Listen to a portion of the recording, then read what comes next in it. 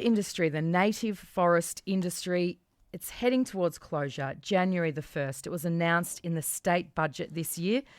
Bit of a shock to many of our communities here in Gippsland. Some celebration for some of our forest advocates and people who have protested for the closure of the timber industry for a long time. And then for some people, just absolute heartbreak. Now, we're going to speak this morning. There's so many different angles into this conversation and we'll keep talking about them. We're going to speak this morning specifically about contractors in the timber industry and what the closure means for them. Tim Lester is from the Australian Forest Contractors Association. Good morning, Tim. Good morning, Min. Glad to be with you. Tim, when we talk about a forest contractor, who specifically are we talking about? What do they do? So we're talking about the workforce that deals with sustainable forest management. So these are the people that do everything from actually putting the trees in the ground at the start and preparing the ground before the trees are planted, through to harvesting the timber and getting the timber to the mills. So it is that work. So we don't own the forest resource, but we actually get the trees in the ground and the timber to the mills.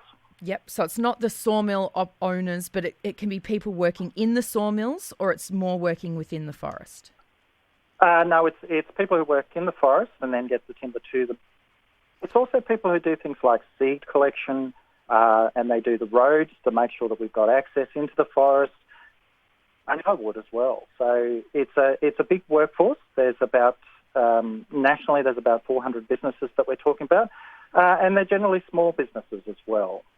Here in Gippsland, how many forest contractors would there be? Oh, that actually, you're testing my knowledge now. I have to say, I've only been in the job a couple of months, so I'm getting up to speed. Yeah, sure, but there'd be a few hundred. There would be a few hundred workers. In terms of the business particularly affected around the native timber closure in the contracting space, there's about 30.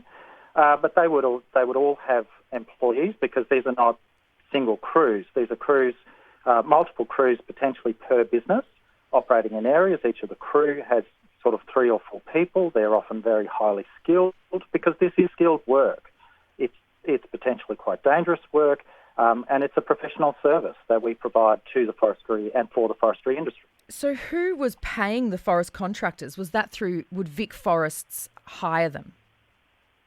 Yes, the native timber industry, it was Vic Forest setting those contracts and then making sure that the payment's there. And of course, the timber that is harvested and supplied to the mills is then how that money then flows through. Now, we're talking about forest contractors this morning and their work. The state government has options on the table for these workers. What are the current options?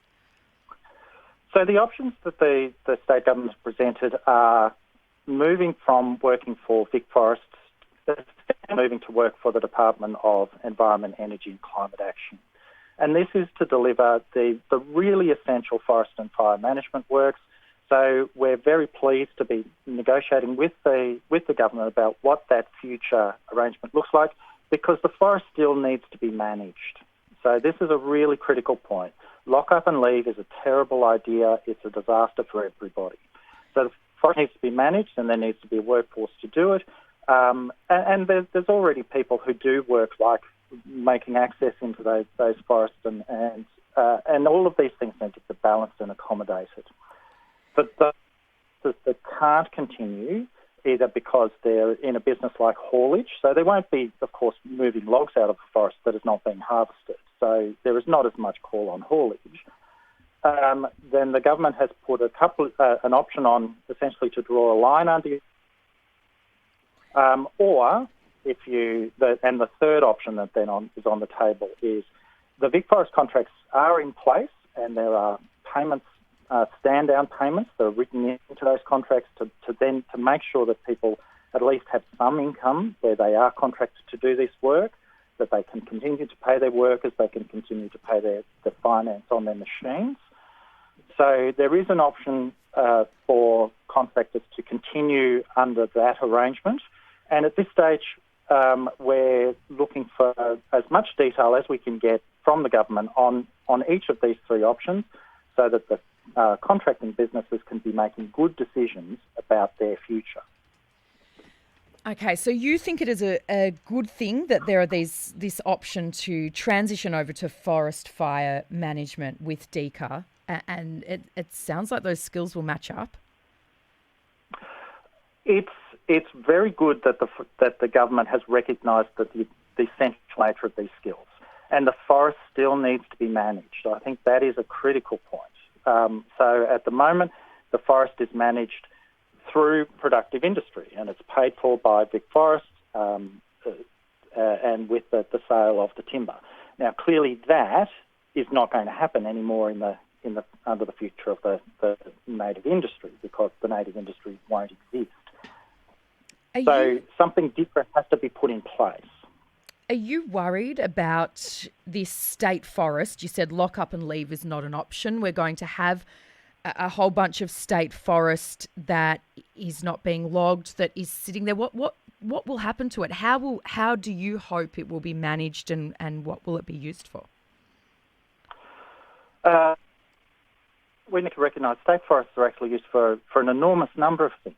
People love getting out there, and you can do things in a state forest that you can't do in a national park.